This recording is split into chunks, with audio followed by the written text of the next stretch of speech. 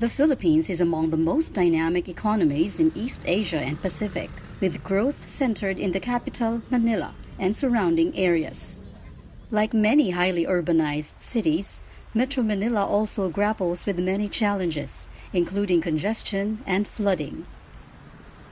Located in the typhoon belt in the Pacific, about 20 typhoons enter the Philippines every year, causing flooding and affecting around 6 million people yearly.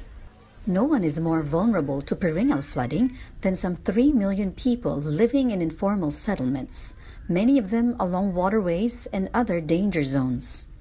Pag may binabalita sa TV na may sako ng bagyo, may habagat, ninenervyos po kami kasi malalim po yung baha dito. Minsan po yung may prensa nga po, hindi, pag malalim ang baha, hindi gumagana, laging nasisira.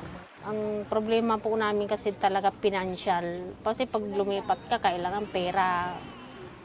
Recurrent flooding is a constant risk to the health and livelihood of Teresita and her family.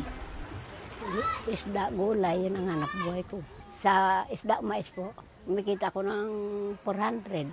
Isang araw, minsan 300 lang, minsan matumal. Pag may baha po, hindi ako na makapaghanap buhay araw-araw. Yun ang inuna namin agad. Sinasabit na namin sa para wag lang mabasa. Yung mga libro, mabayaran mo yun. Lalo yung mga papeles, may mga birth certificate, kailangan ingatan mo yun. Ay mahirap ulit kumuha. To address flooding causing destruction to lives and properties, the government will rehabilitate old pumping stations and build new ones in Metro Manila, as well as move families along waterways to safer ground.